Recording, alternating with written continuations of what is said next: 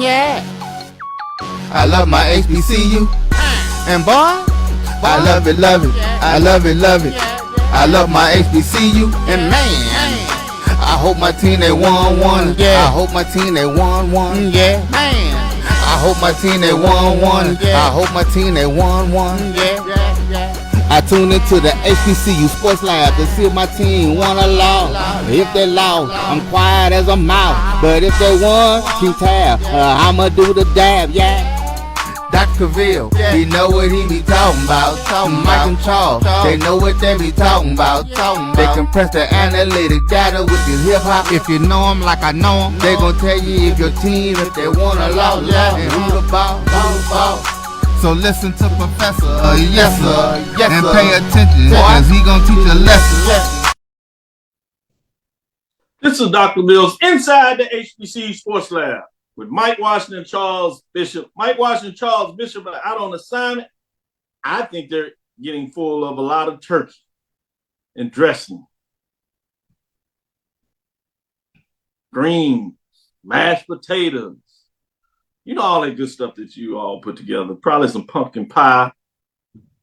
Is it sweet potato pie? You know, I got to ask them which direction they go. I still question it. The guys in the background talking about pumpkin pie. What?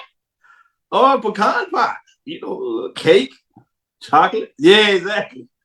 You know, they look special. They get it like that. With all that being said, welcome to episode 462. On Thanksgiving Day, inside the HBCU Sports Lab radio show and podcast, the show that's covering the sporting HBCU dash for all things HBCU sports for institutions large and small. From our NIA to the NCAA, we share insights and information on the HBCU sports culture, HBCU athletic aesthetics to facilitate the story of HBCU athletic programs and the business of HBCU sports. For short, we just call it the HBCU sports pedagogy. I'm your host, Dr. Kenyatta Cavil, along with my co-host, Mike Washington, Charles Bishop. And today, we have none other than Bryan Fulford, AD Drew. That's Bryan and AD of the SportsWrap, coming hard and strong to give us your Thanksgiving show. We're filming from our home studios and sending a signal live. KSOH 1230 AM studios with the Texas Radio Hall of Famer, multi-Hall of Famer Ralph Cooper, who I know is working because he works all the time. It's kind of where I got in the habit. And the beautiful home of Texas Southern University from Houston, Texas. With that being said, let me bring on the duo, generally bringing your HBCU sporting news together on Sundays. I like to say they get you prepped for the week to come as they review all the things that happened that weekend, just to get your mind right for the next weekend. They kind of either push you on the ledge for those that might be there, or some of them, they take you off the ledge. I don't know. It's how they decide to do it. That being said, Bryan, how you doing today? Well, I'll be the one that pushes and let Drew be the one that holds you back. So how about that? I'm okay with that. I'm doing well. Right. That sounds about right. Yeah, it does, right? It does. I'm doing well, Doc. Thanks for the invite. Doing well. I'm missing some of my stuffing, my mashed potatoes, and all the fixings, but I got memories. That's correct. A lot of us have those memories. I can understand. You know, I spent all my money, made all this money this year or whatever, and the wife took my money and went to New York with Deuce and the mother-in-law.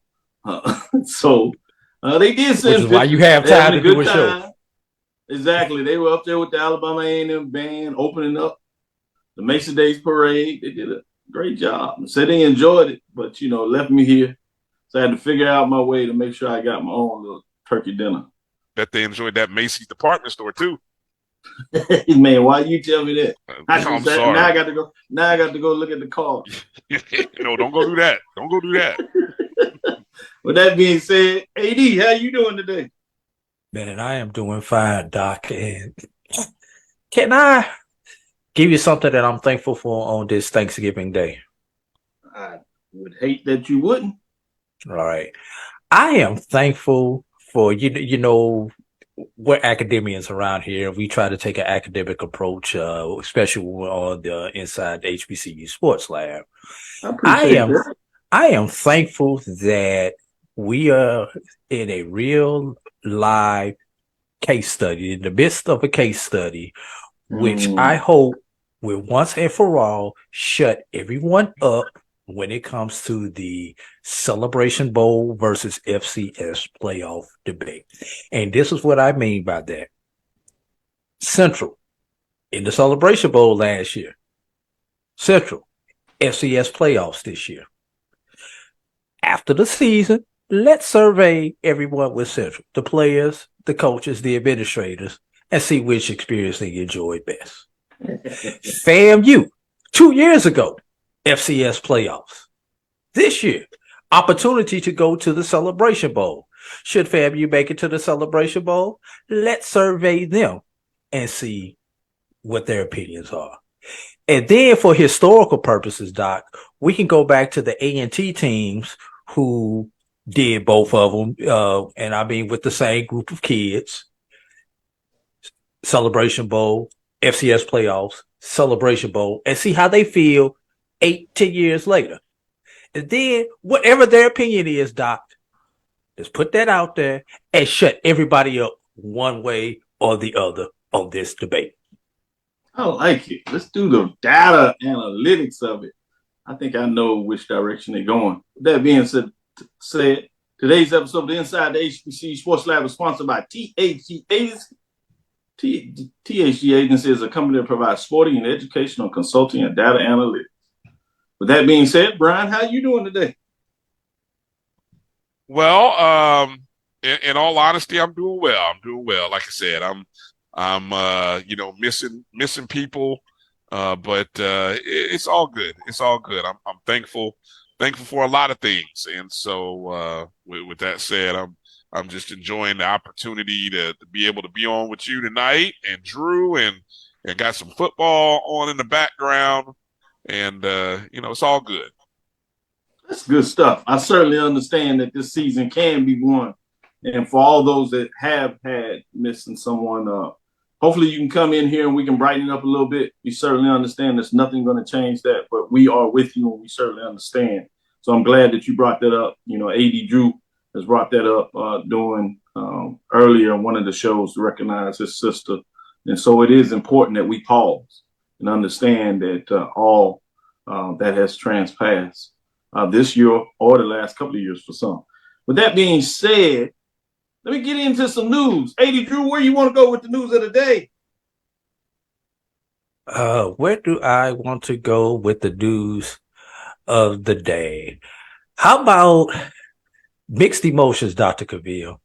Mm-hmm. I grew up in St. Louis, Missouri. Yes.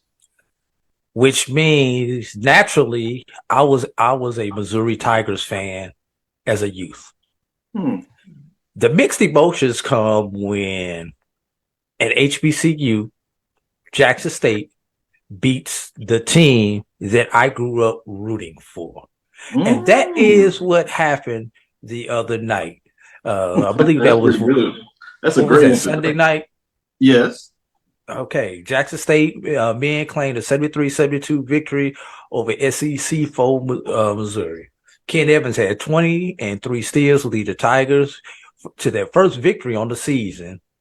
And they had 3 players in double digits, the Tigers did. Jordan O'Neal had 18 with 2 steals, and Colty Young chipped in 14 and had 2 steals. Zeke Cook pulled down 5 boards to pace the Tigers' offense, and that would be the Jackson State Tigers, not the Missouri Tigers, which grabbed 10 offensive boards and turned them into 14 second chance points. Jackson State defense was a problem for Missouri, forcing 18 turnovers while committing 13 of their own. Those takeaways led to 26 points on the other end. So, like I said, mixed emotions. I grew up a Missouri Tigers fan, always will be a Missouri Tigers fan, but my HBCU experience and fandom kind of trumps that. Plus, gives me a chance to talk a little trash when I go back home to some of my family members and my classmates. You do that extremely well. I like to see that. Quickly, dressing or stuffing? Oh, stuffing. What is stuffing? You stuff an envelope. You don't stuff a turkey. No, definitely dress it with some cranberry sauce on top. Nice. Can? Oh, Cranberry yeah, man. or fresh made? Bro, I'm lazy, man. Get what I can over there. All right. And just like I didn't do a sweet potato pie, I went and bought me a Patti LaBelle this year. Hey, nothing wrong with Oh, Patti look LaBelle. at you. Brian, give me an update. What news do you want to share? Well, I didn't want to touch on that, if you don't mind. I wanted to touch on that Jackson State thing for a quick sec because I thought it was interesting that upset was kind of brewing for them. I paid attention to a couple of other losses that team had, and they were leading a couple of teams at the half and let some games slip away in the second half. But overall, what I noticed, the SWAC as a conference, and I tweeted this out, I think yesterday or maybe even this morning, the SWAC in terms of a conference, its conference RPI in men's basketball is sitting at like 24 right now. And in large part to these non-conference wins, like that win, the win by Southern against UNLV. Prairie View's got 3 wins on the season against mid-major programs. And the significance of that is usually we see the Don't SWAC. forget UAPB. Yes, UAPB as well, Central Arkansas. The significance is that usually what we always see the SWAC and the MEAC kind of ranked around 30, 31, 32, which means we end up in the first 4 or we end up as a 16 seed. If the SWAC teams can continue their winning ways, especially against mid-major programs, you might mess around and see a SWAC team as a 15 or, God forbid, a 14 seed because of the conference continues to win. So let's keep rooting on, despite our fandoms in the world of football, let's kind of root on and support when we see Jackson State or another school or rival do well. It's all good for the conference. And then when we get in the conference play, then we can get back to talking smack about each other. But, I did want to mention that. All right, Doc, real quick, I'll mention over in the world of football that 3 HBCU coaches were named to the Eddie Robinson Coach of the Year, or they were named as Eddie Robinson Coach of the Year finalists from, I believe it was Stats Perform, or the analyst is what the site is called now. Those 3 coaches are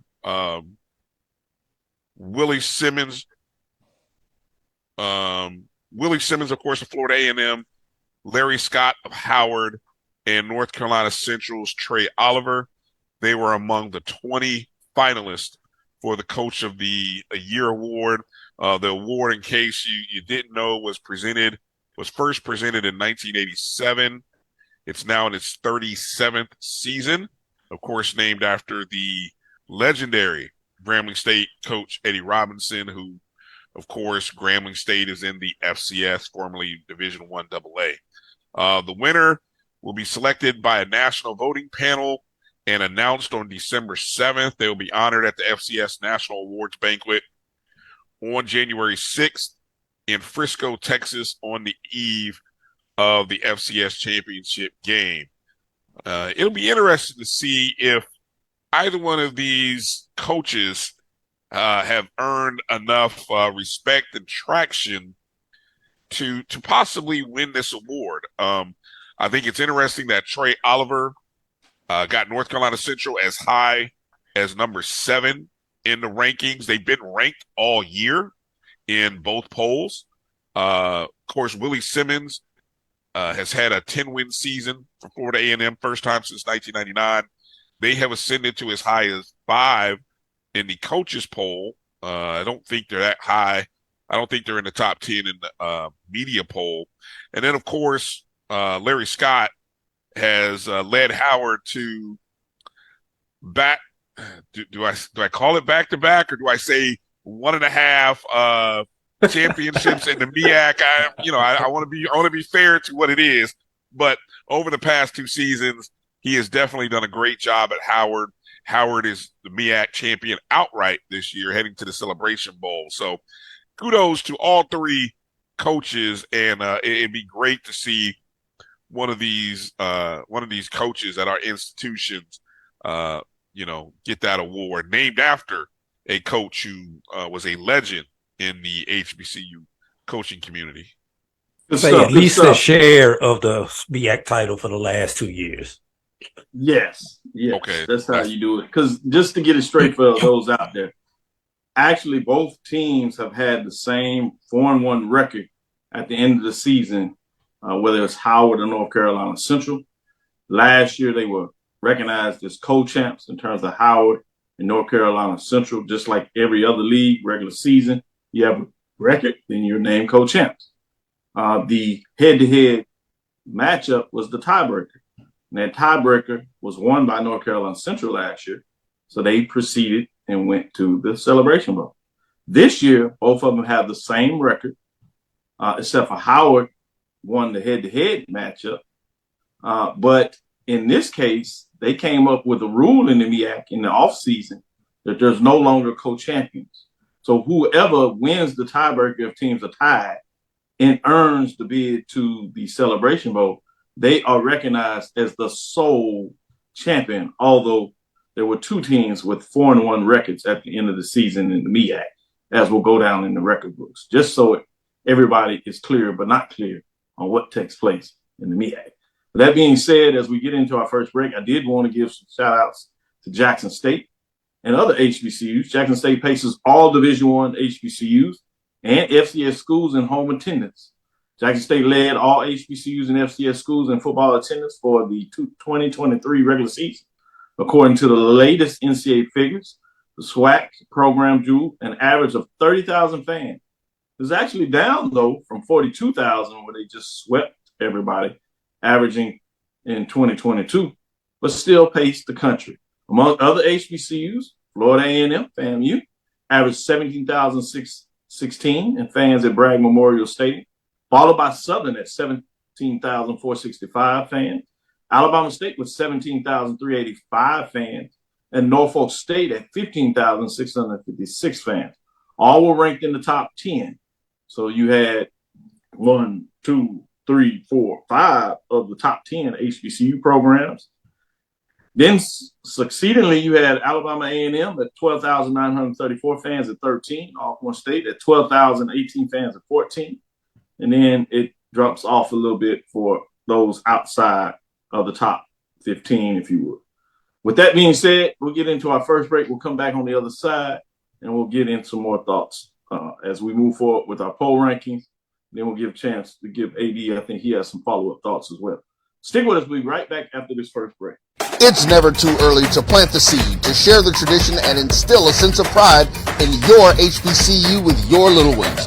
HBCU Pride and Joy Children's Boutique helps you share your school spirit with a wide selection of adorable kids apparel and accessories officially licensed from your favorite HBCU.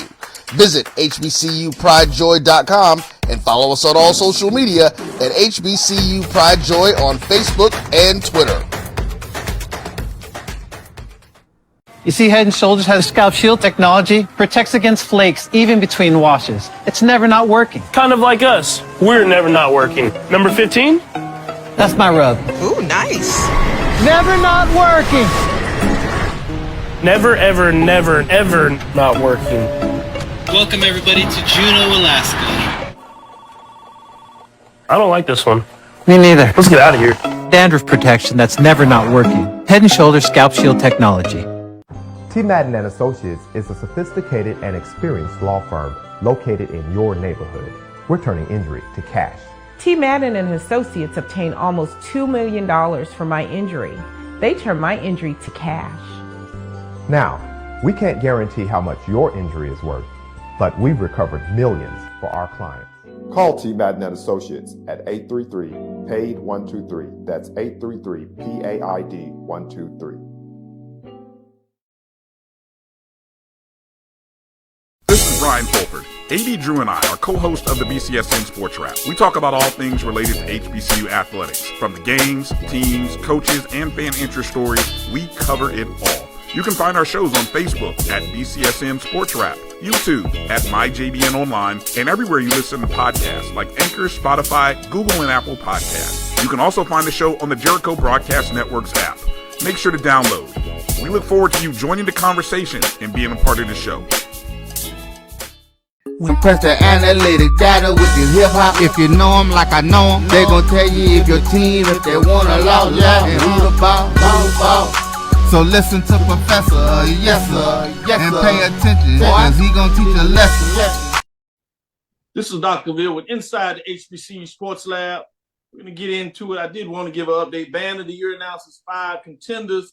ESPN Band of the Year committee has tabulated cumulative scores as it narrows down the 2 bands in each category. The final total ESPN Band of the Year competition are in, and we'll finally have a list of top 5 programs in each division that would be considered for an invite to Atlanta. The Band of the Year committee released the rankings based on cumulative scores exclusively to HBCU Game Day. The top 5 programs in each category will be consideration for the invite to the Band of the Year competition take place on December 15th in Mercedes-Benz Stadium. 2 bands will be selected from the top 5 in each category based on a number of factors, including availability for competition. The participants will be announced on November 28th. We will discuss more regarding the top 5 after the Marching Sport poll. Ranking in Week 12 mid-major division and major division segments are announced here. But before I get into that, I did want to say, Bryan, fried turkey or baked turkey? Ooh, fried turkey. Well, you know, if it's good, if it's a good baked turkey, you know, you don't even think about that stuff. But once you've had fried turkey, you never go back. Yeah, it's tough. It's tough. I agree. AD Drew, did you want to have some follow-up comments from the first segment? Yeah, we were talking about it during the break. Curious to know if classics are included in those attendance numbers, and if so, which designated classics would be included. Because I look at a team like Alabama A&M, who played in 2 classics, if I'm going right off the top of my head. Obviously, the Magic City and Gulf Coast Challenge, or whatever they call the one in Mobile. They had like 3 of them in a row, back to back to back. So I don't know which one Alabama A&M actually played in of those 3. But, you know, and then Alabama State also. Magic City Classic, they played in Mobile. We know Jackson State played in the OBC. They played in Mobile. And I believe Jackson State was a designated home team this year in the OBC. So it's just one of those things as I look at those numbers. Let me give you an update in terms of the rules, because I think that's a good point, and folks will have that question. The rules are pretty straightforward in terms of the NCAA. The NCAA, at one time at least, allowed programs to designate a secondary home stadium. It had to be a regular game event that they played at least one major time there. You can only name one. So in case of Alabama A&M, obviously they play in Birmingham for the Magic City Classic, and they play in Mobile for a classic or 2, depending on the years. So they would have to designate one of those games as a traditional home stadium, secondary home stadium. And then when they are the home team, they could include that in their attendance. That was the rule at one time. Another example is the State Fair Classic. Even though it's a neutral site between Grambling and Prairie View, they still designate one of the teams as the home team. Essentially, whoever would have had the game on their home campus, they're designated as the home team. And they literally flip sides of the stadium every other year in the State Fair Classic. People that go there all the time recognize that you're not just designated one side. You pick up. It flips between who is the home designated, and the SID is responsible for providing credentials to everybody that seeks credentialing from a media perspective through that game. So it's not handled by the promoter. Obviously, they'll help in some conditions, but it is handled by the SID. Whoever's the home team is recognized as the team that could, if they designate that as their home program. So in a case, you could do that with Prairie View. Now, the thing that would be a challenge for Grambling, they also have the Bayou Classic, which we'll talk about a little more later in the show in regards to some analysis of that game. So Grambling could not count both. They can't say that their secondary home stadium is both the Dallas game there in terms of State Fair Classic or the New Orleans game, the Bayou Classic. They would have to pick one, no matter what, in terms of that case.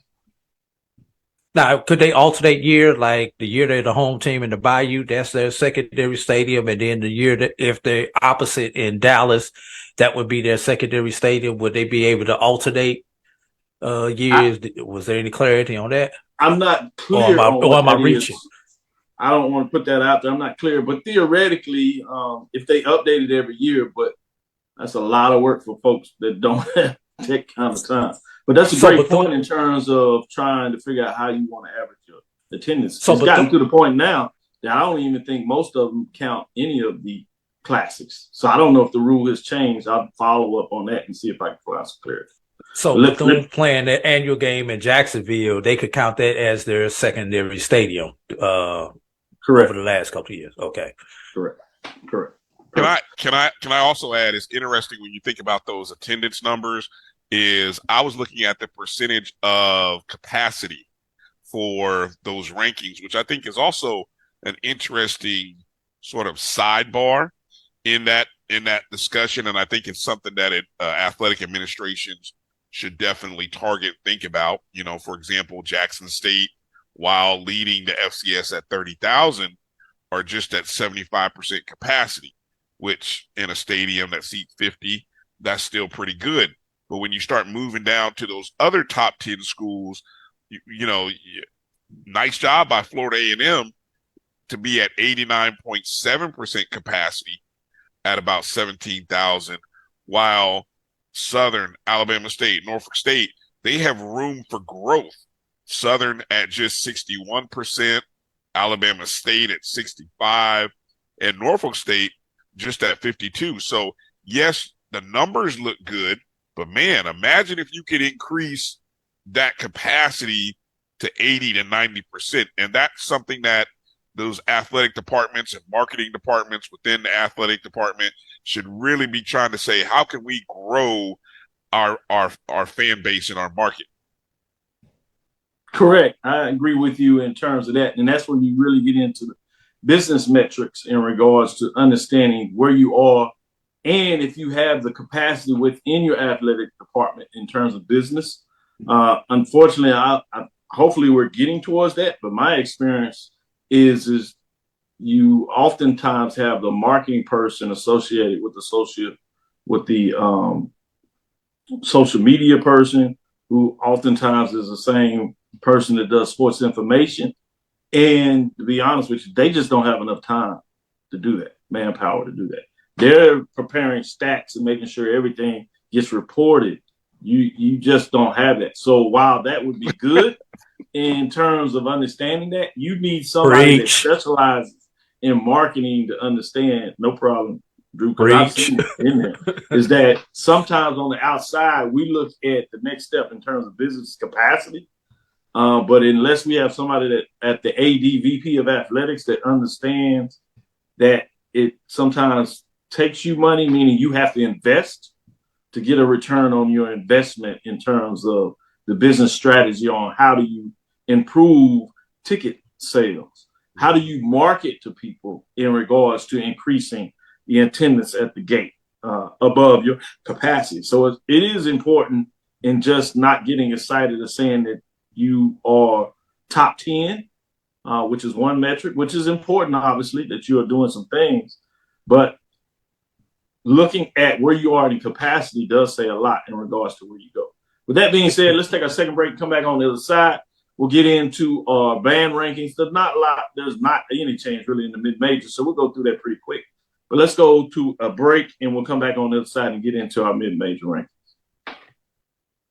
When it comes to professional learning, teachers deserve better.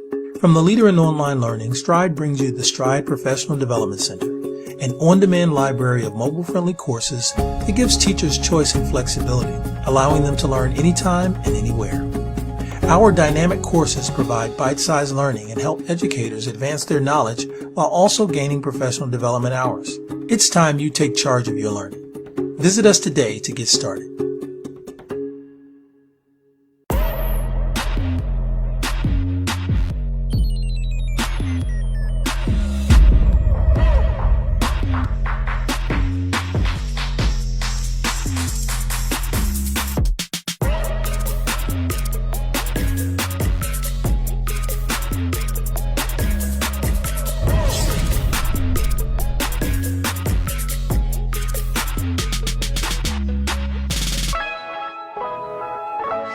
Since 2002, Empowerment Resources, Inc., a nonprofit organization, has empowered more than 1,500 youth and adults in Duval and surrounding counties through its programs Journey into Womanhood, Girls Mentoring, Life Skills for Teens, and Parenting Education Coaching. To get involved with programs, volunteer, or donate, visit www.empowermentresourcesinc.org. Follow us on social media, facebook.com/empowerment.resources and instagram.com/empowermentjax.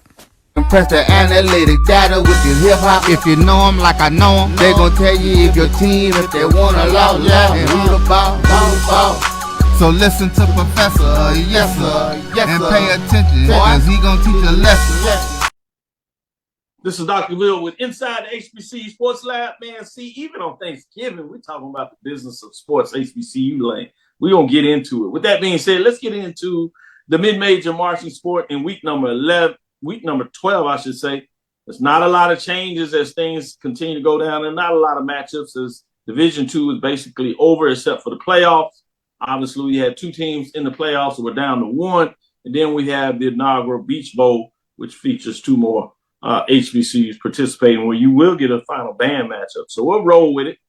And nobody dropped out, as I said. Top 7, we have Albany State Golden Ram Marching Show Band, remain at 7 and 3-1, and 3-1 in the conference race. We have number 6, Virginia State, the Trojan Explosion, 4-1, 3-0, as they remain at 6. And number 5, Clark Atlanta Mighty Marching Panther Band, 3-0, 2-0. They remain at 5. Be interesting for their pep band. Shout out to the men's program at Clark Atlanta University, as they have reached, 5-0, 6-0, as they continue to get it done. They're undefeated early part of the season. Shout out to Clark Atlanta Panthers on the men's side basketball program. With that, get it to number 4, Langston Marching Pride, of 3-0, 2-0, 132 points. They remain at 4. At number 3, the Benedict Marching Tiger Bands of Distinction are 4-0, 3-0, 151 points, remain in the 3rd spot. At number 2, Winston-Salem State, the Red Sea of Sound, are 5-1, 5-0, 3 first-place votes, 162 points, remaining in the 2nd spot. And then we have Miles, the Purple Marching Machine, are 5-1, 4-0, 5 first-place votes, 164 points. So they remain number 1 in week number 12 in the mid-major marching sport. AD Drew, what are your thoughts in terms of the mid-majors rankings this week? As you see, everything stood fast because there wasn't any direct matchups. What are your thoughts there? Well, I mean, there's not a whole lot to really comment on because there weren't a whole lot of changes. Right. I think everybody's in the same spot if I looked at that correctly, Dr. That's Cavil. correct. No change. All right.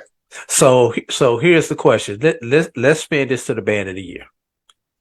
For those bands that are in that final 5 for the band of the year, how much do they continue to work on their routine and stay sharp until they get that call saying yes or no? Kind of same thing as a football team waiting on their bowl bid right now or going into playoffs. If, that's the only thing that I could really equate that to. Do they do that? Do they continue to practice and stay sharp and work on a routine for the band of the year competition, just in case? So, that's the big thing. And I know I've got my favorites from your poll and the band of the year competition, who I would love to see in Atlanta when I get to Atlanta on that Friday afternoon. But I guess we have to wait till Tuesday to find out. Yes, Tuesday is the day. Let me give you the top 5 as HBCU Game Day official designated to release it of the ESPN Band of the Year. Top 5 compared to my top 7. Savannah State, the powerhouse of the South, 721 cumulative points over the September, October, and most recently November release. Number 4, Central State, the invincible Marching Marauders, are 723 points. At number 3, Winston-Salem State, the Red Sea of Sound, 744 total points. At number 2, Virginia State Trojan Explosion, 750 points. And number 1, Florida Memorial, the Roar, 772 points. I have to do this just outside of that. He drew was Tuskegee University Marching Crimson Piper. And, I had Benedict is 2, Band of Distinction, or at least in my top 7, I should say. They're outside at 7, as well as Miles College, the Purple Marching Machine, 8. Those are the programs just outside of the top 5. Before I go to you, Bryan, let me give an update for those out there that are following the ESPN Band of the Year. As you notice the cumulative rankings, some people assume that the top 2 would automatically be the 2 that go. No. Now what you do is you have the committee, those committees that rank these, and just for clarification, there were individuals on the committee. Each month, they were responsible for one of those 5 categories that we saw that measured bands. For example, sound was one of them. There was somebody that was specifically responsible for judging sound. They reported their scores, didn't have anything else to do, stepped back, and then they were released, and then they found out what their work is. Now that group of individuals, they will go into a room, receive all this data that they went over, and then out of the top 5, they will make a choice on the 2 that represented it. And obviously one part of that is also your availability to participate. So similar to what you see with these committees that do a selection for the playoffs, FCS, BCS. Division II, obviously they have some different rules, and even more so in the past, BCS, and most recently the CFP, college football playoffs, in regards to that. And then I say it's similar to what you see for those that follow the Catholic Church with the Pope and the white smoke's coming out the chimney. They'll release it on HBCU Game Day, and they will tell you those 2. So that's part of this too. So HBCU Game Day is the chimney. Yeah. They will do 2 smokes, one for each of the top 2. But all seriously, these are folks that will go in there and do their analytics, and they have all these metrics that they use to rank these folks. And you'll get out of these top 5, you'll get 2 that will ultimately get an opportunity to go to Atlanta. And there's a payday for this. It's a significant payday. I can tell you that. I will let it be a release officially of what that looks like, but I can tell you that this will be the largest payday, double, if not triple, than what any of these bands have ever got from any competition that they have participated in. So it's not even close in terms of what this will do for these bands to get a chance to participate in this championship hunt. With that being said, a lot on the table, Bryan. Where are you in regards to what you see with the top 5, or you can go back to my rankings, top 7. What are your thoughts on all this? I'm confused. Because I did all that. I thought I was brilliant.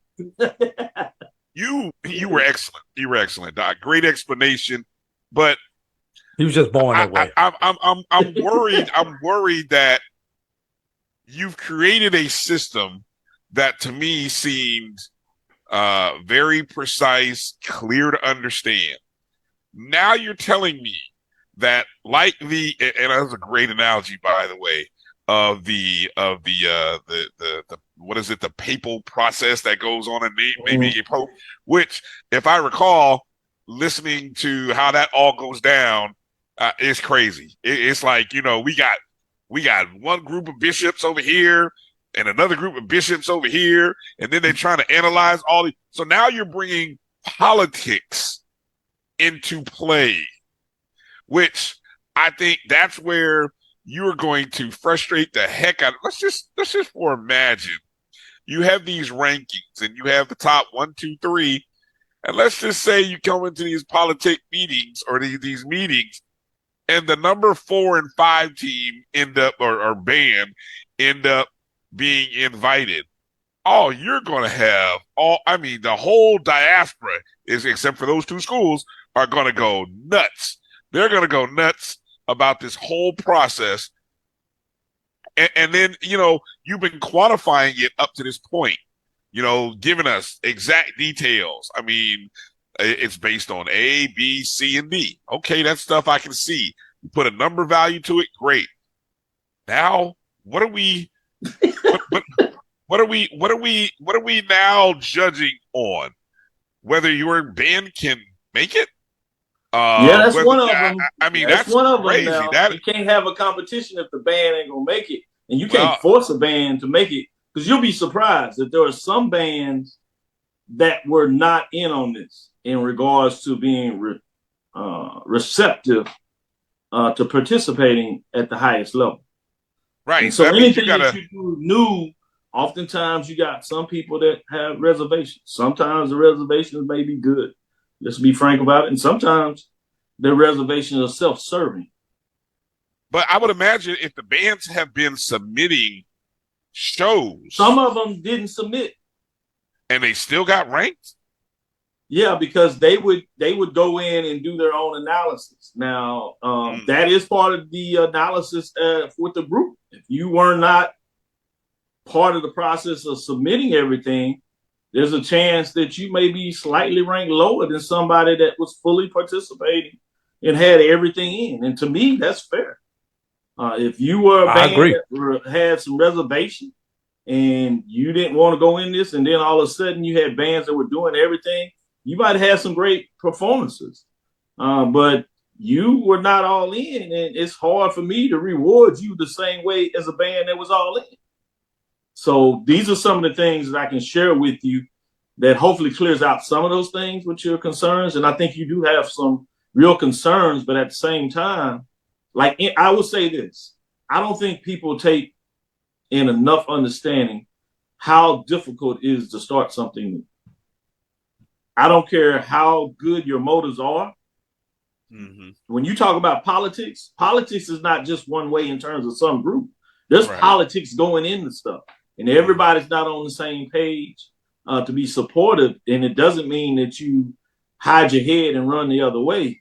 If you think that you're doing what's best to create an event that is going to ultimately serve bands to understand, one, their value, I think it's important that you move forward. And I think the greater good of this will have to deal with some of the things that people will have some backlash and some rightfully concerns, but that's life. That's just where we are. So I think you do everything you can to get it best you can. And it doesn't mean that you can't change and update. As you talked about the BCS and CFP, look where we've gone over the last 20 years. You went to not having any type of playoffs to some semblance of some made up type of polls that were done by numbers. Then it was done by people.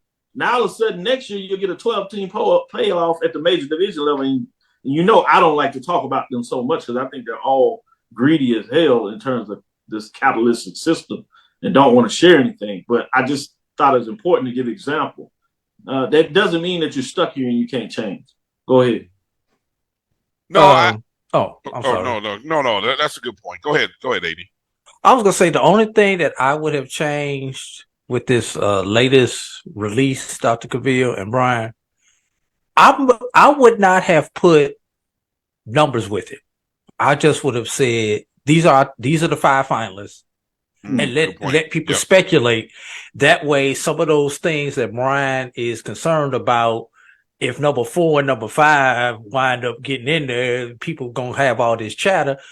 No one knew who number 4 and number 5 were unless you were able to really go back and really do some deep diving and analytic type stuff. I just would say these are 10 teams, 5 at this level, 5 at this level, under consideration. Stay tuned on Tuesday at X o'clock, and we'll release the final 2. That's just what I would have done. Yeah, that's a good point. But I think some way you got to also do this from, we were talking about marketing earlier. Some of this is also marketing. So part of this, in terms of HBCU game day, obviously being an official release, that's a marketing strategy in terms of group. Us being able to talk about it, comparing it to my top 7, that's a marketing strategy. The fact that you put some type of rankings like they just do with the CFP again, they talk about the top 6 and they do it every week. Sometimes they're the same, slight changes, but it gives people something to talk about, and it's a measure, although it's only the final one that really counts the most in terms of who's going to be in there. So you also got to put in there's the capitalist part of this, there's a marketing strategy to drive interest. So I do see your point that it would solve one issue, but then you got the other issue about marketing. Let's take another break, come back on the other side. We'll get into some matchups, give you some analysis of this Turkey Day Classic. Not Turkey Bowl, but that's something else. We'll be right back on the other side after this break. Charmin Ultra Soft has so much cushiony softness, it's hard for your family to remember they can use less. Sweet pillows of softness. This is soft. Holy Charmin. Oh, excuse me. Roll it back, everybody. Sorry. Charmin Ultra Soft is so cushiony soft, you'll want more, but it's so absorbent, you can use less, so it's always worth it. Now, what did we learn about using less? You gotta roll it back, everybody.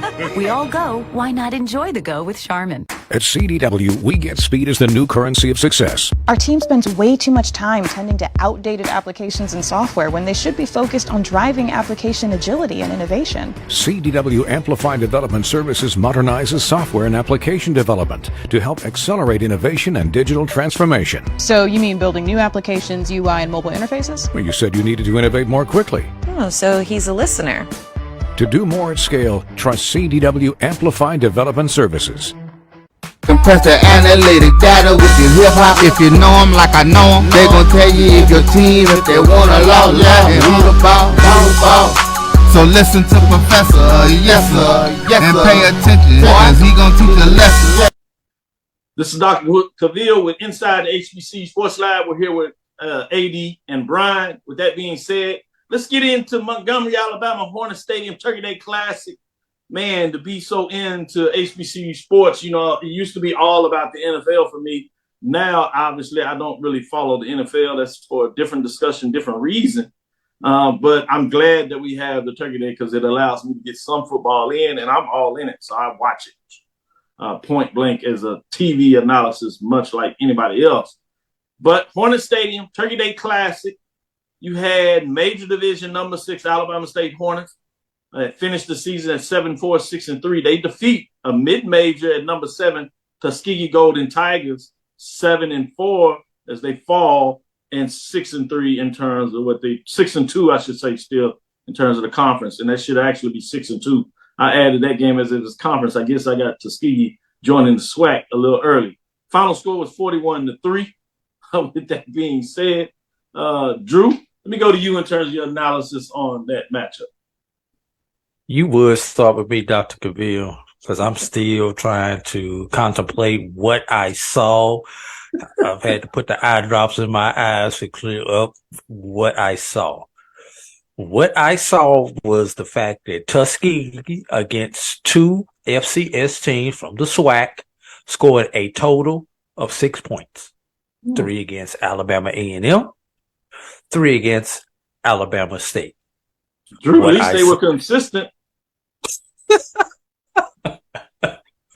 What I saw was, once again, Tuskegee not pass for 100 yards against an FCS opponent. 0 for 2 on third down. 0 for 2 on fourth downs. 3 of 13 on third downs. We did hold the ball for 33 minutes. Maybe that was because the game was such a blowout early that we just didn't want them to continue to run the score up on us. But, and despite all the disappointment I had in this game, let's give Coach Aaron James his proper. He was in the hunt for the SIAC championship until the last day of the season. He's got a lot to work with there at Tuskegee, but let's be real. The lines the defensive lines from Alabama State and Alabama A&M were just too big and too athletic for what Tuskegee has had. Although Tuskegee owns the series now, I believe it is 62-39 after today. Alabama State has won 6 of the last 11 matchups between these two teams, including Labor Day and on Turkey Day. So, not a whole lot, but the one bright spot for me in all of this, Dr. Cavil, at least the Crimson Pipers were competitive at halftime. Yeah, great point. 316 yards from Alabama State to 227. You pointed out, though, Tuskegee was just 3 of 13 on third downs, 0-2 on fourth downs. That was tough. But Alabama State was very efficient on their third downs, 7 of 9, which meant you couldn't get them off the field. Rushing, Tuskegee did pretty good on rushing the ball, 148. But the problem is they would get like 3rd and 1s, 3rd and 2s. And Alabama State defense would stuff them. I mean, they did tremendous on first and second down in terms of yardage. But to consistently do it to get down the field, it just wasn't there. With that being said, Brian, what are your thoughts in terms of what took place in this matchup? Well, I was almost going to say Alabama State is the Alabama State champs, but then I looked up that it probably goes to Miles now. Miles with a win over Alabama State and a win over Tuskegee, while Alabama State is 2-1 against, A&M,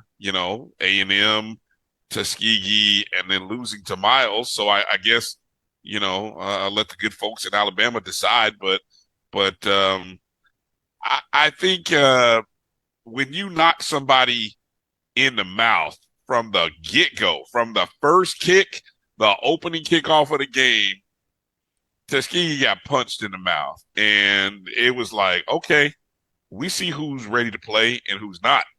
And from that point, it just rolled. And so, you know what? I'm looking forward to the 100th.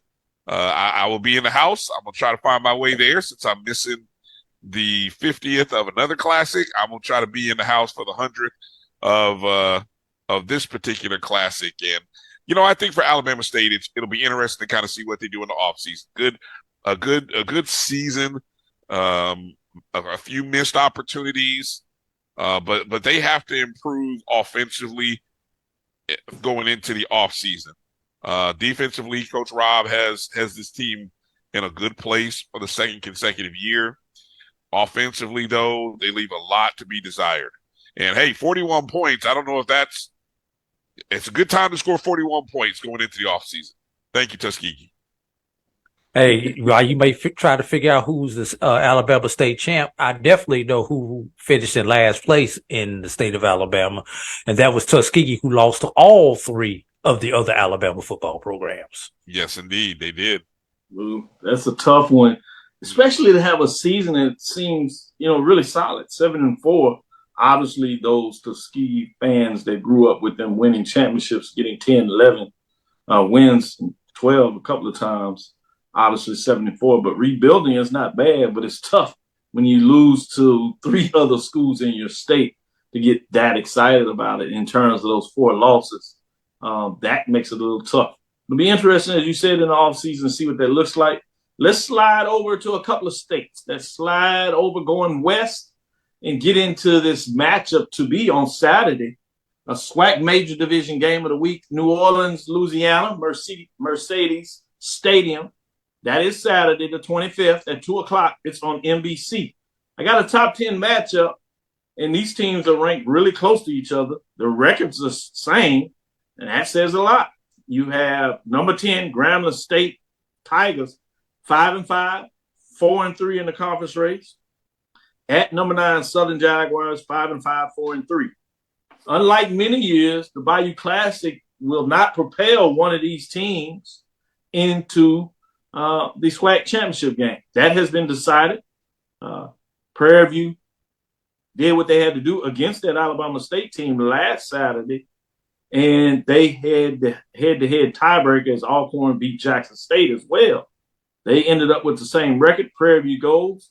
as they went on the road in October, late September, and kicked a 50-yard field goal that ultimately was the difference in who will play FAMU in Tallahassee for the championship game, which says a lot. But back to focusing on this Western Division matchup. Again, the Tigers come in at 5-5 overall. Jaguars at 5-5. Somebody's going to come out of this with a winning record. With that being said, Brian, what are your thoughts in terms of this matchup? So, if I'm not mistaken, since 1974 that this game has been played in Louisiana. New Orleans, because of course both schools are in Louisiana. The series is 25-24 in favor of Southern. See, this is called a rivalry. That thing that happened in Orlando last weekend between Florida A&M and Bethune-Cookman, that is not a rivalry, folks. When one team has won 2/3 of the matchup over the other team, and the other team just happened to win over the last 20 years of the 70-year history, that is not a rivalry.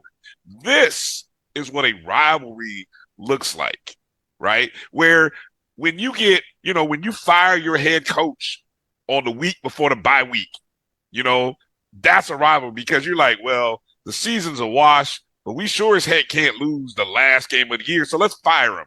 Grambling did that. Grambling did it, and they won. Now, the advantage for Southern is that Southern has won 4 of the last 5 matchups. And so here's Southern saying, we're both 5-5. Somebody's going to have a winning season. Somebody's not. We can't afford to go into the offseason with a losing season, not after we just got rid of the guy who we only had on campus for 2 years and a 4-year contract. So let's make the guy who beat us 2 years ago when he was the interim, let's make him the interim. I see how y'all folks do things in Louisiana. I love it. Y'all are just, it's special. It's special, man. It's my kind. I don't know how I didn't grow up Cajun. I don't know how I didn't grow up. Pardon, maybe I got some bloodlines in a Creole, Cajun. I don't know. I might, because y'all do things kind of different down there, and I love it. I love it. So give me Southern all day in this messy matchup, and I like Southern by 10. I'm just going to put it out there now. Give me Southern by 10 with the interim coach who'll be the first coach to win the Bayou Classic for both schools. Good stuff. As Brian said, Terrence Graves leads Southern into the Superdome as the newly anointed interim head coach. The longtime SWAC assistant coach had the same opportunity 2 years ago when he was the Grambling interim head coach and led the Tigers to a 29-26 victory in the 2021 48th Bayou Classic. Now he's back for the 5th. And you talking about a hell of a trivia question, particularly if he can get the win. 80, which direction you going? Well, my question is, should win or lose, does the W or the L go on the interim head coach or the acting head coach for this particular game? And Sean Wallace is the acting head coach, which kind of goes to, like you say, you all that stuff you like down there, Brian. He gets the L. I'm gonna say that now. If they lose, he gets the L. It's mess. You got an interim head coach, but you got an acting head coach for this game. Don't nobody know what the hell going on. Don't nobody know whose record to put this on. None of this stuff. Hey, they might be onto something, Drew. They might be on a new way of organizing and running things. Don't sleep. Southern might be onto something. Just watch. Just watch how this plays out. They might be onto something, but something gonna be running away from them, and that's the Grambling running game. Because if Hugh Jackson continues to pound the ball like he has done over the last few weeks, they are going to run away with this thing. Grambling has been hot the last couple of weeks. Grambling had went through this low. They won, they lost, they won, they lost. Now they won. It don't matter. Whether you play our Sisters of the Poor or FBS team, the one thing Grambling has is confidence. The one thing Southern has is confusion. I'm going with confidence over confusion in this particular matchup. I'm going with Hugh because, let's be real, Hugh cannot afford to lose his game to an interim head coach. and keep all those people in North Louisiana happy. Hey, if Grambling wins this game, we're talking about Hugh Jackson in a whole nother light all off season. I'm just going to tell you that now, because we're going to be like, oh, look at the program. It's progressing. He won 6 games last year. We're talking about him entirely different if Grambling wins this game.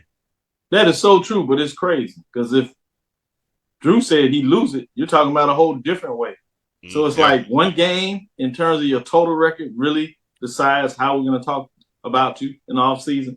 But you're accurate. That will be the case, right or wrong. That's the case. With that, let's take another break. We'll come back on the other side. We'll talk about the major division marching sport. We have a new team in the top 7. We'll let you know who that is and why. Stick with us. We'll be right back after this break. Nope. Come on, him. Ooh, I like him.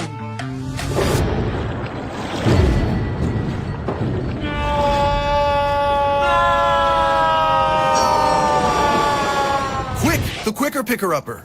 Bounty picks up messes quicker, and each sheet is 2 times more absorbent, so you can use less. He's an 8. He's a 9. Bounty, the quicker picker-upper. That's a pretty tight spot. Compress the analytic data with the hip-hop. If you know them like I know them, they gon' tell you if your team, if they want a lot, and who the ball. So listen to Professor, yes sir, and pay attention, cause he gon' teach a lesson. Excellent. This is Dr. Bill inside the HBCU Sports Lab. Let's get into the marching sport at the major division level. We did have a team drop out. Bethune-Cookman, the Marching Wildcats, 3-1, 1-1. Not only do they not totally participate in some of these marching bands and things of that nature, maybe that's even ESPN. That's a whole nother conversation. But they don't participate a lot in SWAC matchups either. They came in 3-1, but they had the last one on the season. We played in the Florida Classic. They took an L. Boy, did they. 3-1, 1-1 overall, so they fall out of the top 7 for lack of participation and getting an L on the way out. Boy, I tell you, it's tough. It's tough to be the Marching Wildcats. All the pride they had down here wasn't enough to keep them in the top 7. At number 7, Texas Southern, the Ocean of Soul. They dropped from 6 to 7, still holding on with the season record of 3-2, 2-2 overall. At number 6, Southern, the Human Jukebox, 5-2, 3-2, solid season, but not really up to their expectation, 145 points. At number 5, Alabama State, the mighty Marching Hornets, 4-2, 3-2, solid program. They do drop a spot, 157 points. Jumping up, that was not ranked. They jumped all the way up into the poll, and they jump in at number 4. Florida A&M, the Marching 100. Not a lot of marches, but when they do perform, they tend to win. 3-1, they get it done in the Florida Classic, Florida Blue Florida Classic there. 3-1, 2-1, 165 points. They were not ranked. At number 3, Mississippi Valley State, the Mean Green Marching Machine, probably the surprise of the year. Credit to the Mean Green Marching Machine. Excellent season, 4-1, 1-1 in conference play, 188 points as they get it done. At number 2, Jackson State, the Sonic Boom of the South, 6-1, 5-0. 3, having one a heck of a year. Many people see them as one of the best out there in business, and they have rejuvenated themselves and even jumped up another level if that is possible.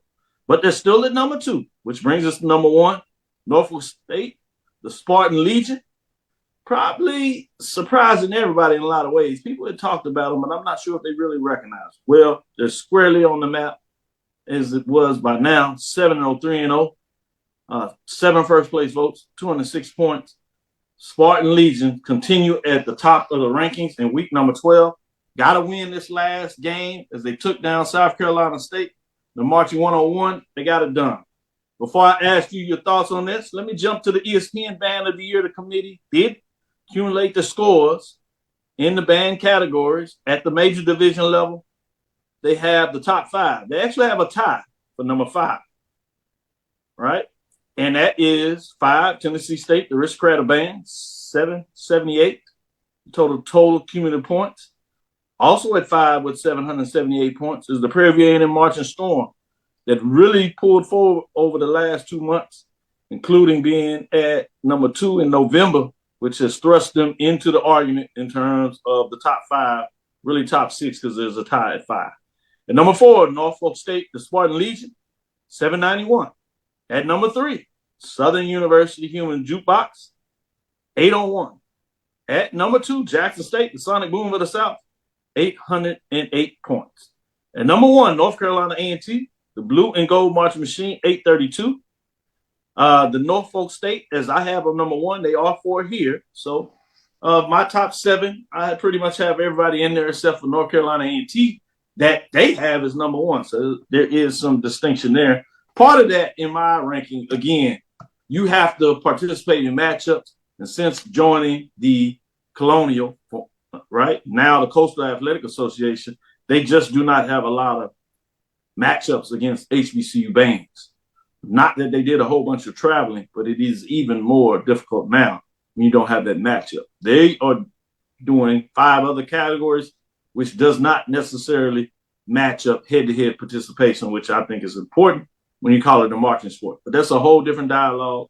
With that being said, let me stick with you, Bryan. What are your thoughts in terms of top 7 major division marching sports? FAMU 100, they were out most of the year, but they showed out in classic form at the end of the year, and they jumped in the top 7.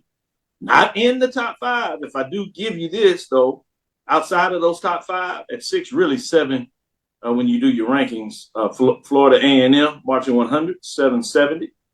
Texas Southern Ocean and Soul, 735. And balancing out is South Carolina State, Marching 101 at 7-2. Number 9, Alabama State, Marching Hornets, 676. And Grambling State, world famed Tiger Marching Band at 673.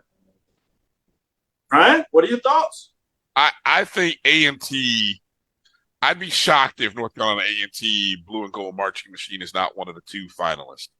I think they've been consistently in the rankings all 3 weeks, like either top 3 in almost every category. One time, I think they were number 1 in 3 categories. Again, we talk about validating. As much as you want to do all this, at some point you have to validate what you're doing by having at least one of the right schools in there. And so the one school I think that you got to have in the finals is A&T. You can flip a coin on Jackson, Southern, and Norfolk, to be honest with you.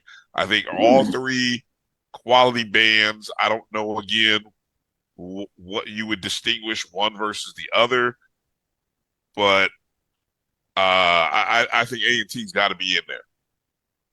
Oh, interesting. Good points. Good points. AD Drew, what do you say? I want to go to your poll, Dr. Cavil. Nice to see another blue blood jump into the poll with the Marching 100 jumping into your poll. You know, we discussed this last time. That I was on here discussing the bands about the lack of blue bloods in the poll. But what concerns me is that another blue blood, Southern, is going the wrong direction for a blue blood. Right. You know, and obviously we've got 2 blue bloods who are not appearing in your top 7, that being A&T and Tennessee State, the Aristocrats of bands, not appearing in your top 7. But we know why they don't appear. Because one of your criterion is matchups. Because of their conference affiliations, they don't get the matchups that you need.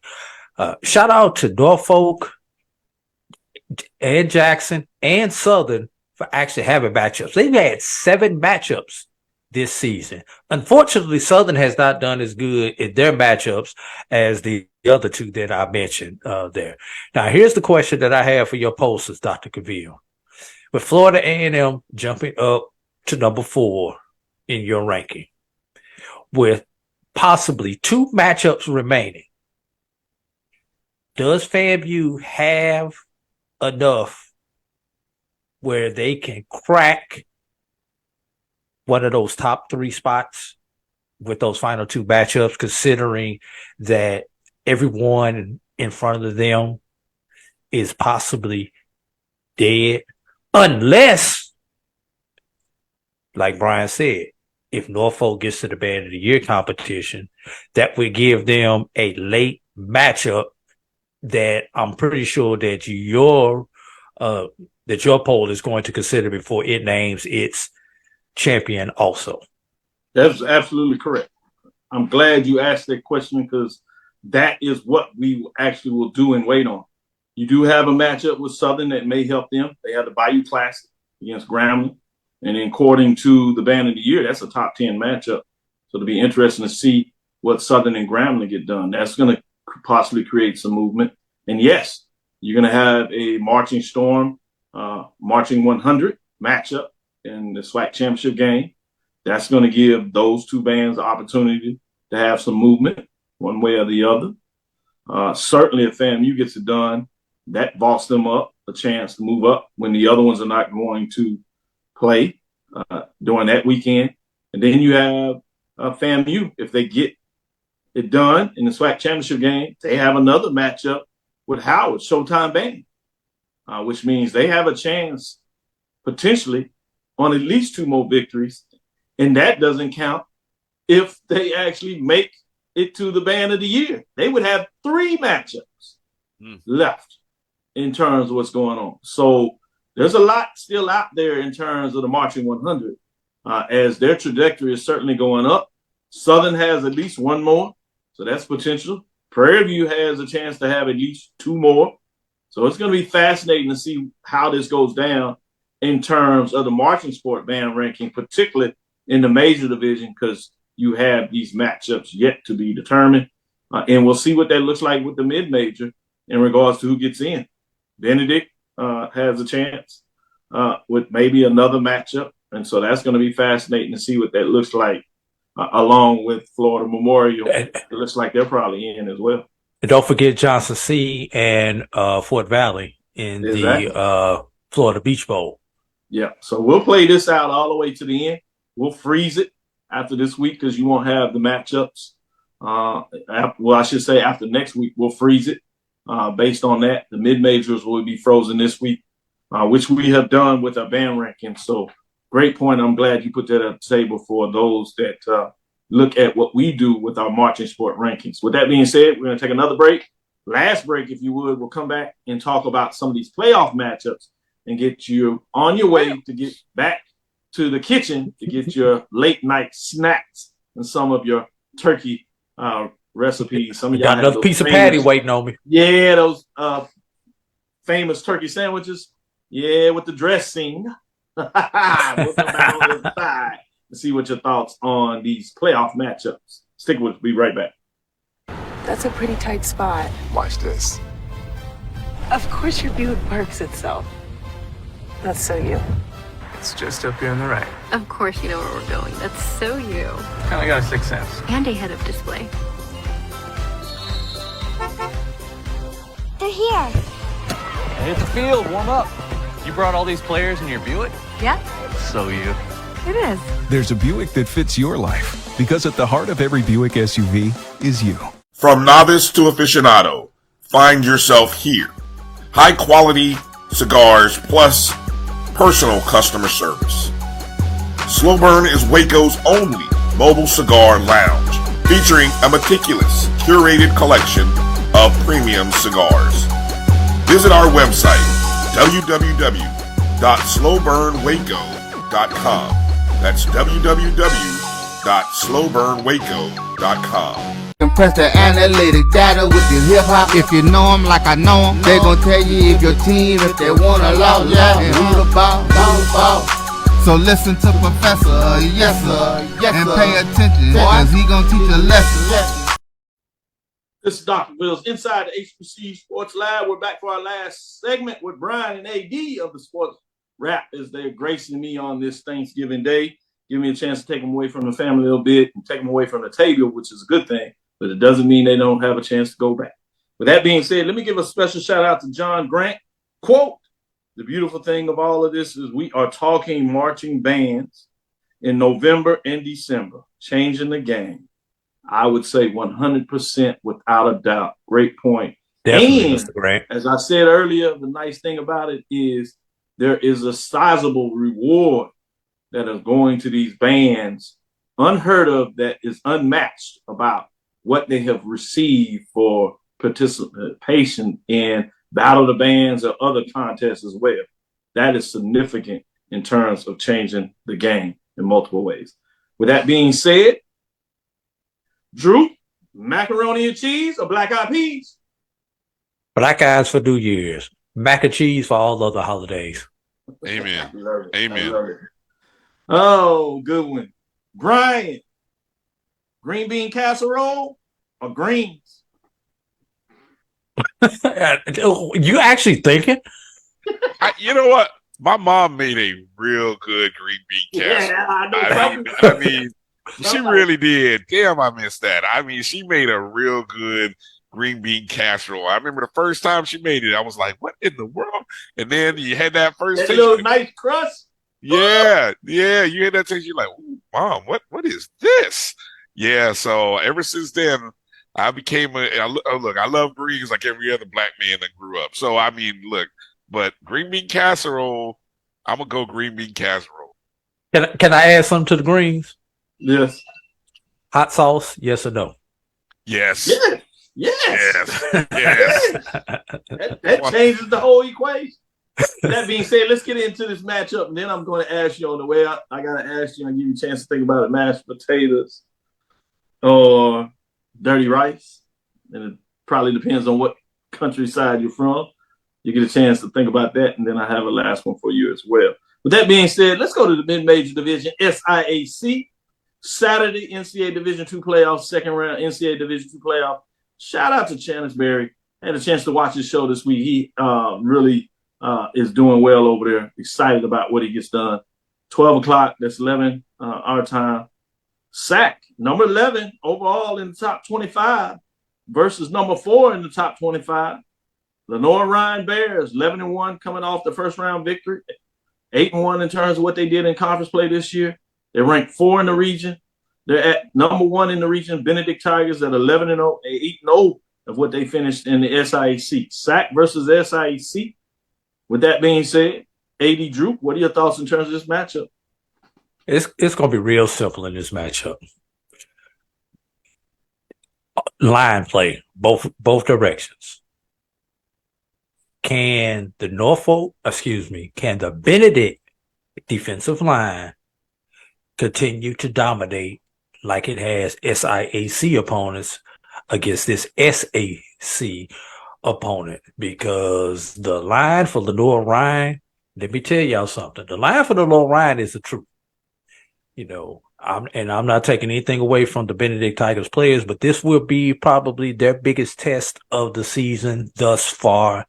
The only line that they face that they could compare to Lenore Ryan would possibly be Miles. So can their defensive line get into the backfield for Lenore Ryan? Because Lenore Ryan only ran like 68 plays last week, 69 plays, something like that, which means they back there slinging that thing. And the only way you can sling that thing and get big plays and put up that many points is if your quarterback has time. They cannot give their quarterback time in the backfield. And let's flip the script. Last year, this time, the Benedict offensive line let Benedict down. And we know not only with the passing game, but the running game. So that offensive line will have to get a push against the Lenore Ryan defensive line and allow Benedict to run the ball effectively against Lenore Ryan. If Benedict can dominate the trenches offensively and defensively, Benedict wins this game. Good stuff. Brian, what are your thoughts in terms of this matchup between the Bears and the Tigers? I really dove into the numbers looking at this matchup, and you come out realizing these are two of the top defenses in Division II. Just like Drew said, I don't know. This might be the biggest test in the region for Benedict, with all respect to the teams on the other side, because everything that Benedict does, Lenore Ryan does just as well. Points per game, both are averaging over 40. Benedict's like 1.4. Opponents' points per game, Benedict is only giving up like 8.5 points. Lenore Ryan's giving up 11. I found two little nuggets that I think we all ought to pay attention to. One of them is on third down, right? Offensively, Benedict is 5th in the nation on third down conversion. Conversely, Lenore Ryan is 2nd in the nation in preventing opponents to have success on third down. So when Benedict has the ball on third down, pay attention and see, okay, what does that look like? I think it's also converse on the flip side of that Lenore Ryan is not very effective on third down. So, to flip down. So basically what I'm saying is pay attention to third down on both sides of the ball, because there's a give or take there that is a positive for one team, a strength for one team, and maybe if you want to call it a weakness, let's just call it something you maybe don't do as well as other things. Also, how the game starts is so important for Benedict. Lenore Ryan, who they won 11 games this season, their only loss came when they didn't score first. Literally 11 wins, they scored first in every game. And that's a stat that they were very proud of when they lost that one. I think they were 8 games into the season, 8 or 9, when they lost finally to Wingate and didn't score first. And Wingate ended up winning that contest.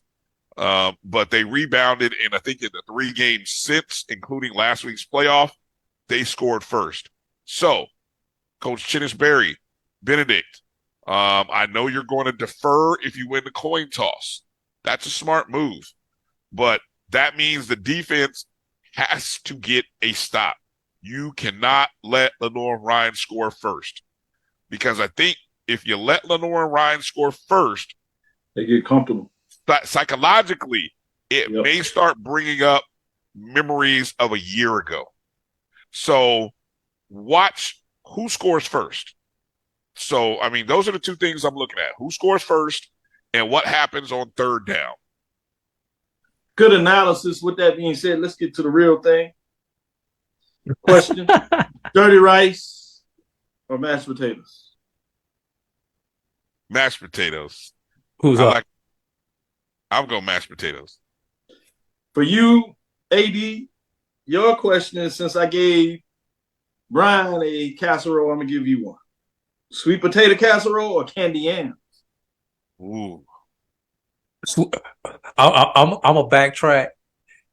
Dirty rice or mashed potatoes? Neither. Sweet potatoes, which leads me to sweet potato casserole.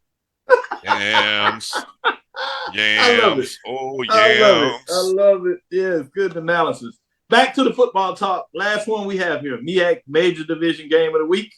Richmond, Virginia, E. Claiborne Robins Stadium. You have the Coastal Athletic Association, formerly known as the Colonial Association, better known as the CAA versus the MEAC. We've seen the MEAC get the best of the CAA this year. 1 data point. Obviously, another data point. North Carolina Central is 3-0 against the CAA this year. With that being said, Richmond is actually 1-2 versus the HBCUs they played this year. 2 of them for the conference, Hampton and North Carolina, and 1 in terms of the outside, in terms of them, was Morgan State. They lost to both Morgan State and Hampton. With that being said, they come in ranked number 25 in the FCS coaches poll. The Richmond Spiders are 8-3, 6-2. They face off against the number 13 NCAA FCS program, North Carolina Central Eagles, that are ranked number 2 in our HBCU Major Division poll that was released on Tuesday. Richmond comes in with a record of 8-3, 6-2 in terms of what they did in the CAA. North Carolina Central comes in an overall record of 10-1, 4-1 in terms of what they've done in the conference. I should say 10-2, actually 4-1 in terms of what they got done in the conference. 1 loss at the FBS level against UCLA, and then 1 loss to Howard that clinched the bid to go into the Cricket Celebration Bowl. With that being said, sticking with you, AD Drew, what are your thoughts in terms of this North Carolina Central and Richmond Spiders matchup? I'm not going to bore you with a bunch of stats. So what I am going to hit you with is North Carolina Central, number 43 in total offense. Richmond, number 83 in total offense. Richmond, number 44 in total defense. North Carolina Central, number 64 in total defense. What does that mean? Central should be able to move the ball against Richmond and stop them just enough where they can maintain the lead. Look, Central knows the formula to beating a team out of the CAA because, let's be real, teams in a conference play a certain style of ball, and BAC has a certain style of ball, SWAC has a certain style of ball. And when those two conferences cross each other, the BAC style of ball for the last 7 years has led to the BAC winning. Same thing is going to happen in this. BAC has a style of ball, CAA has a style of ball. And this year, last couple of years, the BAC style of ball has kind of led to the BAC team winning a lot of those matchups. So everything favors Central. And let's throw this one thing in. Central will not be a deer in the headlights. Like, let's take it back to 2021 when Florida A&M made it to the FCS playoffs. Florida A&M was a deer in headlights in that case. Central, coming off of last year's Celebration Bowl. If Central can play in front of almost 50,000 in a neutral site game, I think they could go to Richmond and play in front of 10,000 on the road and not be fazed by everything else that's going on around that game. I love that point. Love that point. All those points were good. Bryan, your final thoughts on this matchup between the Spiders and the Eagles? I went back and looked at the historical significance of this game for North Carolina Central. And since the playoffs expanded to this 24-team matchup, there have only been four times since 2013 is when they did the expansion, 4 times that an HBCU previously has been in this tournament. You had Bethune in 2013, Morgan State 2014, North Carolina A&T in 2016, FAMU in 21. You forgot Tennessee State and in 2014 or something, 2018, something like that. Tennessee State is in there because they got a win against a Pioneer team, I think. Patriots. And those first two, Bryan, that's when the BAC still had an automatic. The first two were automatic. I think the Tennessee State one was 2013. You're right, Doc. Yeah, that was 2013. So it was Bethune and Tennessee State. What's significant, I thought, Richmond has knocked out 2 of those teams. Mm-hmm. Okay, and then also when I looked at the path of where they place Central is in a path where winning a game against a pair of CAA schools puts them in a quarterfinals matchup against a 4 seed. Every other time, you either had to run up against 1 or a 2 seed. Great point. Yep. And so I guess my point is, go 1-0 Central. Do what you do. Do what you've been doing. Davius Richard, be Superman. Be great.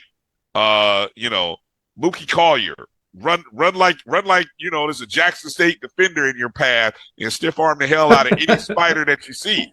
I mean, really, this is such a great opportunity, but I think it's going to shine a light on our programs, our culture, our coaching, and just what we do in the MEAC. I think so. I mean, I hate to say, I think I read a post or an article about carrying the flag for HBCUs and MEAC, but really, just like Benedict, that's what Central is doing. And this year feels like you got the team to actually get a first round win. You feel like you got the team to do it. And so I just hope they can close the deal. Yeah, you're right. This is really looking good, which is what makes me nervous when it seems to be too good, is when you have your constellation. But we'll see it play out. We certainly will be fans and watching it. We certainly are pulling for both Benedict Tigers and the North Carolina Central Eagles to take us on a ride as we follow the other side in terms of the SWAC championship game and the cricket wireless celebration bowl at the end of the season. With that being said, make sure you check out Carlos Brown on Saturday, AD and Bryan on Sunday. Bryan, AD, you wanted to add something? Yeah, I just wanted to give you something to mull on. If this is not good news for you, Dr. Cavil, then I am going to tell you. But as we get ready for the SWAC championship game, and we'll break this all down starting Sunday on the BCSN SportsWrap, and I know you have your breakdown. I knew I should have muted his mic. Or inside the right sports to the lab. outro. Right to the outro, Doc. All right, here's the stat of the day. Since 2010, there have been 11 rematches in the SWAC championship game. Yeah. In those rematches, the team that won game 1 is 9-2, Dr. Cavil. That's a good one. With the 2 wins coming in 2012, when Jackson State won the regular season match, UAPB won the championship. Yeah. And in 2015, when Alcorn won the regular season match and Grambling won the championship game. Doesn't look good for Prairie View if the numbers continue to trend a whole lot out. I like that. That's a great stat. Stat of the day. Pull up. As you said, it's not one that I enjoyed that much. With that being said, sweets as we close up. Cakes or pies? Bryan? Pie. Let me go with this one. I'm going to go pie, so that probably makes this easy. Pecan pie or pound cake? Ooh. Pecan pie. Love pound cake. Only Drew? my mom's pound cake. How about a pie disguised as a cake? How about a cake disguised as a pie? Oh, yeah. That's tricky. Cakes or pies? And I'm going to answer. I'm going to just answer before you even throw it out there. Cheesecake. Oh, you like cheesecake. I was going to do sweet potato pie or chocolate cake. But since you said cheesecake, I'll substitute that in there. Cake disguised as a pie. Yeah, you're right. With that being said, let's get out here. We're having too much fun. Thanks, Roy, for all the pain and extra time he spent with us. Thank you two gentlemen for taking time out of your schedule and blessing us and making sure that we can have a show on Inside the HBCU Sports Lab. Shout out again to none other than John Grant, taking time out of his holidays, along with all of our other guests, G. Boom Holly, Ricky Burton, Chuck Hunt, Jerry Johnson getting in here, Edwin D. Moore, Carol on here giving us some love during this busy time. Brandon King, Sarah Beverly on here showing us love. With that being said, thank you for listening to Inside the HBCU Sports Lab. Make sure you share our podcast with your friends and colleagues. I am Dr. Kenyatta Cavil, the Dean of HBCU Sports, coming from inside the lab in the College of HBCU Sports with Mike Washington and Charles Bishop. Make sure you check us out on Sunday as we'll do our wrap-up. That is 9 o'clock Central. For all those that will be traveling, one way or the other, be safe on the road.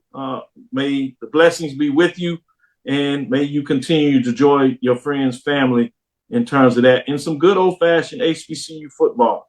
With that being said, again, we want to thank you for listening to Dr. Mills Inside the HBCU Sports Lab with Mike Washington, Charles Bishop. Obviously giving us their talent today is Bryan A.D. With that being said, we look forward to next week as we discuss the latest in the news. Follow me, Dr. Kenyatta Cavil. That's DrKenyattacavil, Twitter, Facebook, and Instagram. Inside the HBCU Sports Lab 1 on YouTube. Facebook and YouTube is Inside the HBCU Sports Lab, and that is Inside the HBCU Sports Lab 1 on Twitter. Dream big and continue to move forward. Again, let me especially thank AD Drew, Bryan Fulford for taking out time in their schedule.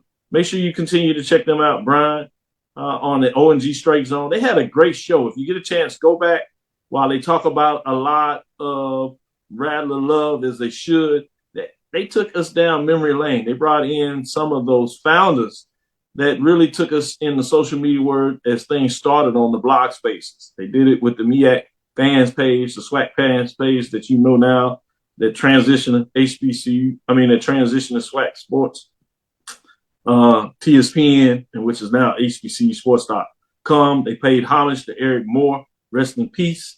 Also they talked about the fifth quarter page and those involved in getting that started. So go check that out when you get a chance. Great history, great legacy in terms of that, great job in terms of the interview and telling the story.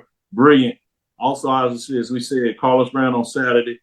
Check us out on Sunday. With that being said, we will talk with you soon. 80 Drew. Of course. Bryan Fulford. Lecture. Roy. Dismiss. Happy Thanksgiving.